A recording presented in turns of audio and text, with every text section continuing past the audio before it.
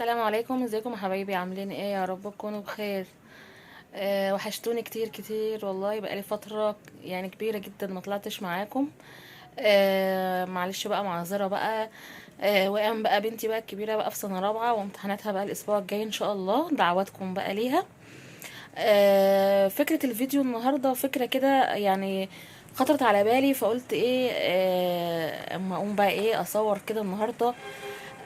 فكرة الفيديو اللي انا اتعلمت ايه من 2022، او التجارب اللي انا اتعلمتها او مريت بيها علمتني إيه يعني، او استفدت منها ايه.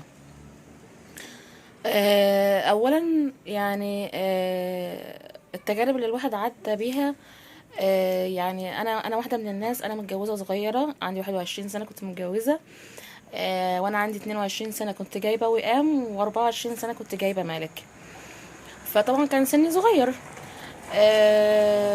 فطبعا الواحد كل ما بيكبر، كل ما عقله بيكبر، كل ما تفكيره بيكبر، كل ما اسلوبه في الحياه بيتغير. آه، فطبعا الاول كان الواحد ردود افعاله مثلا على اي مثلا حوار بيحصل، او اي مشكله مثلا زوجيه بتحصل، كان الواحد تحس ان الواحد عايل كده وبيتسرع وبيندفع وكلام من ده. لكن كل ما يعني كل ما سنك بيعدي، كل ما بتكبري، كل ما يعني لما بتفكري في حاجه انت كنت مثلا عاملاها من 5 6 سنين، لا بتقولي انا ازاي انا عملت كده، لا المفروض كان يحصل، فاهمني؟ فاللي الواحد اتعلم حاجات كتير جدا. اللي الواحد مش كل حاجه لازم تقوليها للي حواليكي. في ناس حواليكي بيتمنوا لك الخير وبيقفوا جنبك في كل حاجه، وفي ناس حواليكي ما بيتمنولكيش الخير خالص.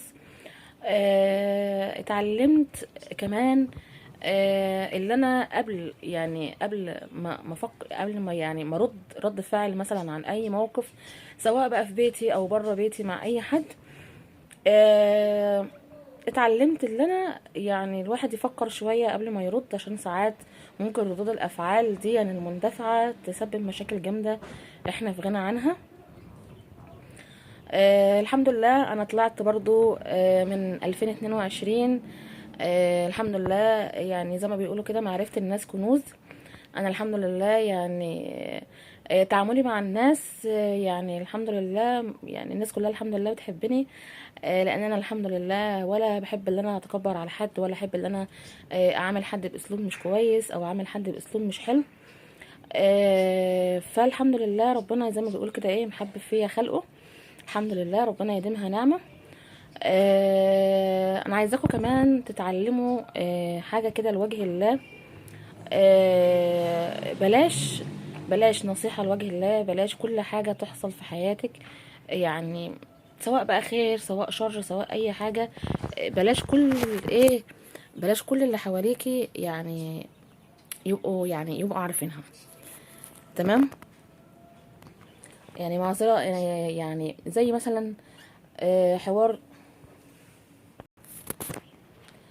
آه، طبعا حافظوا على الناس اللي بتحبكم. انا الحمد لله ربنا يعني رزقني بناس الحمد لله بيحبوني يحبوني، وانا بحبهم جدا. وربنا معوضني بصديقة عمري زينب. طبعا الحمد لله هي نعمة كبيرة جدا في حياتي. يعني الحمد لله، يعني في مواقف كتير جدا جدا لما بحكي معاها بحس اللي هي يعني بترشدني للصح، يعني انسانه فعلا بتحبني من قلبها. فلما بقول لها حاجه يعني ما بتضرنيش، الحمد لله. ربنا يديمها نعمه في حياتي يا رب. ف يعني اللي اتعلمته ملخص كل كلامي دوت اللي انا اتعلمته. حافظوا على الناس اللي بتحبكم. آه واتعلمت كمان يعني زي ما الواحد ما بيحبش يعني مثلا حد يتحشر مثلا في حياته او يتدخل في حياته. اتعلمت ان الواحد برضو ما يتدخلش في حياة حد الا لما هو يجي ويحكي لك ويقول لك مثلا انا عايز مثلا اشاركك في كذا، او اخد رايك في كذا.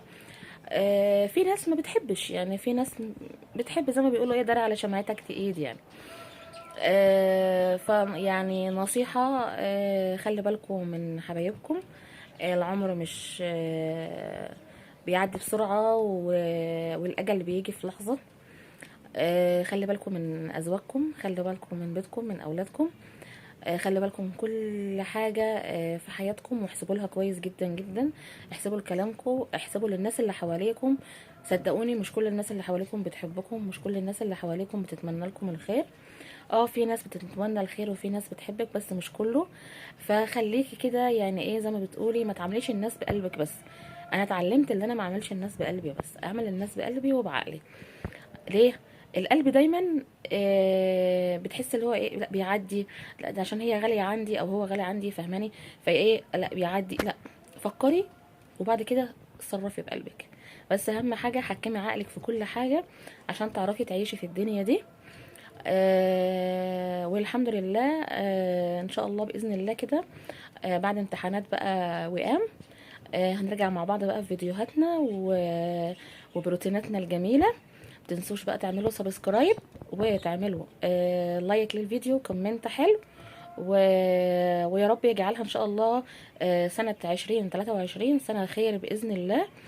واحنا كلنا كل حبايبنا حوالينا، ويا رب ما يحرم حد من حبايبه يا رب. واسيبكم في رعاية الله، والسلام عليكم ورحمة الله وبركاته.